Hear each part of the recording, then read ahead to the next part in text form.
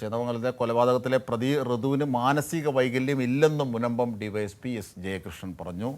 സംഭവ സമയത്ത് പ്രതി ലഹരി ഉപയോഗിച്ചിട്ടില്ല എന്നും കണ്ടെത്തി. കൊല്ലപ്പെട്ട വേണു, ഉഷ, വിനിഷ എന്നിവരുടെ സംസ്കാര ചടങ്ങുകൾ പൂർത്തിയായിട്ടുണ്ട്. മുൻവൈരാഗ്യമാണ് ഈ കൊലപാതകത്തിലേക്ക് നയിച്ചത് എന്നുള്ളത് തന്നെയാണ് കൃത്യമായും. അയൽവാസികൾ തമ്മിലുള്ള തർക്കമാണ്.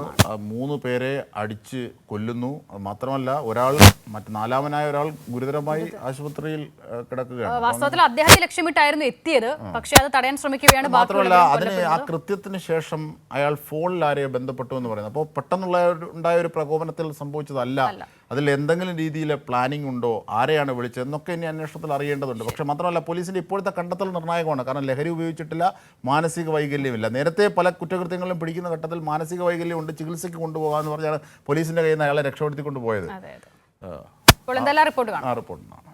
ചേന്ദമംഗലം കൊലപാതക കേസിലെ പ്രതി മാനസിക വൈകല്യമുള്ള ആളല്ലെന്നും ആശുപത്രിയിൽ ചികിത്സ തേടിയിട്ടില്ലെന്നും മുനമ്പം ഡിവൈഎസ്പി എസ് ജയകൃഷ്ണൻ പറഞ്ഞു. സംഭവ സമയം പ്രതി ലഹരി ഉപയോഗിച്ചതായി കണ്ടെത്തിയിട്ടില്ല. ഋതുവിനായി നാളെ കസ്റ്റഡി അപേക്ഷ നൽകും. എന്തായാലും മെഡിക്കൽ എക്സാമിനേഷനിൽ ഡ്രഗിൻ്റെ സബ്സ്റ്റൻസ് ഒന്നുമില്ല. എവിടെയെങ്കിലും ഒരു കണ്ടിന്യൂസ് ട്രീറ്റ്മെൻറ്റ് നടത്തിയതായിട്ടൊന്നും നമുക്കറിയില്ല. നമ്മളെ സംബന്ധിച്ചിപ്പോൾ നിലവിൽ ഇയാളുടെ പേരിലുള്ള കേസുകൾ ഓൾറെഡി നമ്മുടെ റെക്കോർഡിലുണ്ട്. ഇയാൾ ഓൾറെഡി റിമാൻഡിൽ പോയിട്ടുണ്ട് മുമ്പ്. അത് എനിക്ക് ബൈക്ക് തെഫ്റ്റ് കേസുണ്ട്, പിന്നെ ഹർട്ട് കേസുണ്ട്, പിന്നെ ഇയാൾ വേറൊരു ലേഡീനെ ഫോളോ ചെയ്തു എന്ന് പറഞ്ഞിട്ട് അതിൻ്റെ പരാതിയിലൊരു കേസുണ്ട്. പറവൂർ കോടതിയിലെത്തിച്ച പ്രതിയെ നാട്ടുകാർ കയ്യേറ്റം ചെയ്യാൻ ശ്രമിച്ചു.